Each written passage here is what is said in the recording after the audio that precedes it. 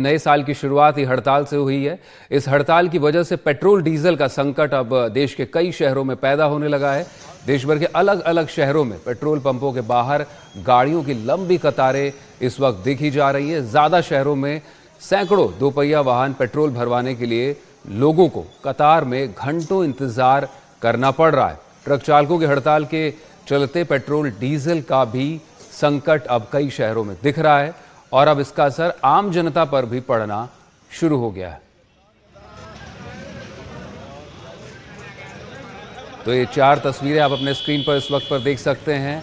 महाराष्ट्र से, पंजाब से, मध्य प्रदेश भोपाल से और धर्मशाला हिमाचल प्रदेश से, जहां आम जनता जो अपनी आवाजाही के लिए रोजाना की उसे दिक्कतों का सामना करना पड़ रहा है।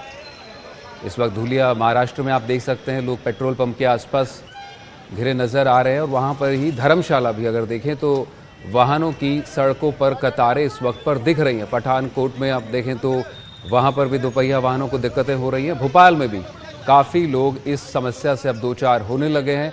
बताया ये भी जा रहा है कि कई शहरों में पेट्रोल पंप सूख गए, यानी कि वहाँ पर ईंधन, पेट्रोल और डीजल अब ख़त्म होने के कगार पर है और सप्लाई हुई नहीं है।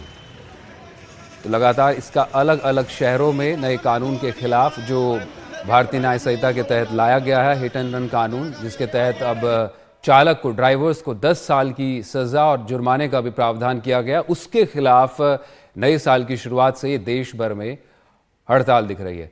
और इस पर ज़्यादा जानकारी लेंगे मेरे सहयोगी मोहम्मद गजाली इस वक्त मेरे साथ मौजूद हैं। मोहम्मद, किस तरह का मुश्किलों का सामना करना पड़ रहा है लोगों को, और लगातार देखने में आ रहा है कि लंबी कतारें हैं और हड़ताल अब शुरू हो गई है, कब खत्म होगी, क्या बातचीत होगी प्रशासन से, इसका फिलहाल कुछ पता नहीं है। आपके आसपास और आपके शहर में क्या माहौल अभी?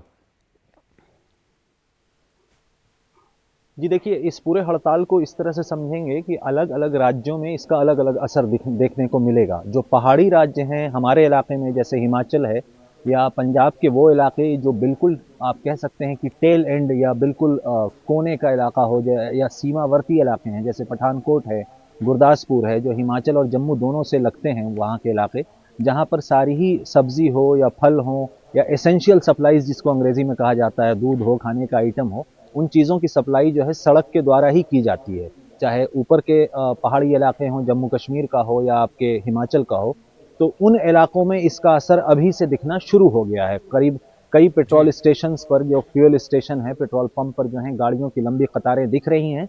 पठानकोट वगैरह के इलाके से हमारी जो सूत्र हैं वो वहाँ से वीडियोस दिखा रहे हैं कि कैसे कल रात और आज सुबह भी कई पेट्रोल पंप्स पर लोग अपनी बाइक्स और गाड़ियां लेके खड़े हैं, क्योंकि उनको ये डर है कि अभी इस स्ट्राइक का कुछ पता नहीं है कि कब शुरू हो जाए।